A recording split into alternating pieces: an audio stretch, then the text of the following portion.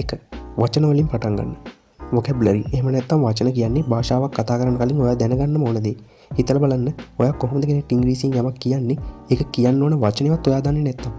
ඔයා කරන්න ඕන ඉස්සෙල්ලාම Google එකට යන එක. ගිහින් search කරලා බලන්න what are the most used English words කියලා. ඒ එන වචන ටික පාඩම් කරගන්න. ඔයාට දැනට 130ක් ඉංග්‍රීසි පුළුවන්. ඔයා අඩුම වචන 2000ක්වත් දන්න ඕන නම් තමයි වැඩි කියලා මට කියන්න පුළුවන් වෙන්නේ. එක්කෝ අනේ මට බෑ කියලා මේක අතහැරලා දාන්න. නැත්තම් මම කොහොම හරි ඉංග්‍රීසි වැඩික් වෙනවා කියලා හිතාගෙන පාඩම් කරන්න. ඔයා වචන පාඩම් කරද්දිත් ඔහේ එක එක වචන පාඩම් කරන්න එපා. ලෝකෙ වැඩිපුරම පාවිච්චි වෙන වචන පාඩම් කරන්න. 2. ටෙන්සස් දැනගන්න. ඔයා දැන් වචන දන්නවා. දැන් කරන්න තියෙන්නේ මේ වචන පාවිච්චි කරලා වාක්‍ය හදන එක. ඒක කරන්න ඔයා ප්‍රධාන වාක්‍ය රටා 12ක් දැනගන්න ඕන.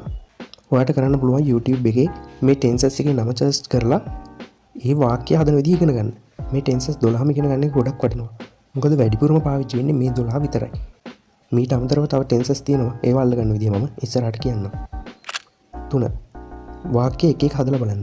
ඔයා දැන් වචනක් දන්නවා, වාක්‍ය හදන්නත් දන්නවා. දැන් කරන්න තියෙන්නේ මේ ටික ප්‍රැක්ටිස් කරන එක. ඒක නම් හරිම ලේසි දෙයක්. ඔයාට කරන්න ඕන කියලා හිතන වාක්‍ය ටිකක් ඉංග්‍රීසියෙන් ලියලිය බලන්න. ප්‍රැක්ටිස් එක ගොඩක් වැදගත්. 4.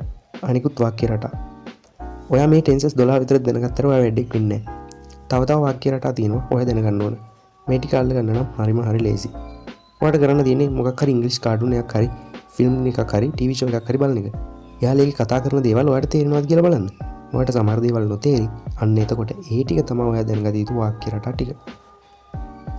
ඉස්සෙල්ලාම ඉංග්‍රීසි සබ්ටයිටල්ස් සහ සිංහල සබ්ටයිටල්ස් කියන දෙකම එක්ක බලන්න. සබ්ටයිටල්ස් දෙකක් එකපාර දාගන්න පුළුවන් ඔයාට MX Player එකේ. ඊට පස්සේ ඉංග්‍රීසි සබ්ටයිටල් එක විතරක් බලන්න. අන්න ඊට පස්සේ සබ්ටයිටල්ස් මොනවත් නැතුව බලන්න. එක ෆිල්ම් එක තියෙන ඔයාට තේරෙන්නේ නැති වචන පොතක ලියා ගන්න. ඒ වගේ තේරුම් Google කරලා බලන්න. ඔයාට තවත් වචන ගොඩක් හම්බ වෙයි. 5. ඇත්තටම කතා කරන්න. ඕනම දෙයක් එකව ටච් එකේ හිටියේ නැත්නම් ඒ දේවල් ඔයාට අමතක වෙනවා. ඒක නිසා එක්ක දිගටම සබ්ටයිටල් නැතුව ෆිල්ම් බලන්න. නැත්නම් Omegle වගේ platform use කරලා වෙන රටවල් වල ඇත් එක කතා කරන්න. මේක නම් මරුම ක්‍රමයක් ඔයාට ඉංග්‍රීසි හදාගන්න. මේ ස්ටෙප් 5ම ෆලෝ කරන්න අනිවාර්යයෙන්. ඔයාට ඉංග්‍රීසි වැඩික් වෙන්න පුළුවන්.